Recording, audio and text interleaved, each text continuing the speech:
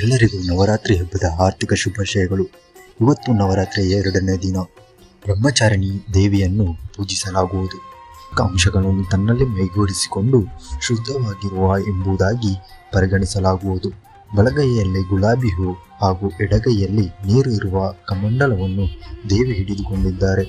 ಮೋಕ್ಷಕ್ಕೆ ದಾರಿ ತೋರುವ ಮಾತೆಯಾಗಿದ್ದಾರೆ ಎಂಬುದು ನಂಬಿಕೆ ಇದೆ.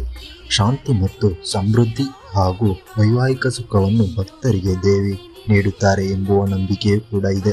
ಹಾಗೆ ಈ ಬ್ರಹ್ಮಚಾರಿಣಿ ದೇವಿಯನ್ನು ಯಾವ ರೀತಿಯಾಗಿ ಪೂಜೆ ಮಾಡಬಹುದು ಅಥವಾ ಯಾವ ಶ್ಲೋಕವನ್ನು ಹೇಳಬಹುದು ಎಂಬುದಾದರೆ, ಮೊದಲನೇ ಶ್ಲೋಕ ನೋಡುವುದಾದರೆ, ಅನಾಂ ಕರಪದ್ಮಾಭ್ಯಂ ಮಕ್ಷಮಾಲಾ ಕಮಂಡಲು ದೇವಿ ಪ್ರಸೀದತು ಮೈ ಬ್ರಹ್ಮಚಾರಿಣ್ಯುತ್ತಮ. ಹಾಗೆ ಎರಡನೇ ಶ್ಲೋಕ ನೋಡುವುದಾದರೆ, ಯಾ ದೇವಿ ಸರ್ವಭೂತೇಷು ಮಾ ಬ್ರಹ್ಮಚಾರಿಣಿ ರೂಪೇಣ ಸಂಸ್ಥಿತಾ ನಮಸ್ತಸ್ಯೇ ನಮಸ್ತಸ್ಯೇ ನಮಸ್ತಸ್ಯೇ ನಮೋ ನಮಃ. ಅದರೊಂದಿಗೆ ಶ್ರೀ ಬ್ರಹ್ಮಚಾರಿಣಿ ದೇವಿಯನ್ನು ಆರಾಧನೆ ಮಾಡಬಹುದು.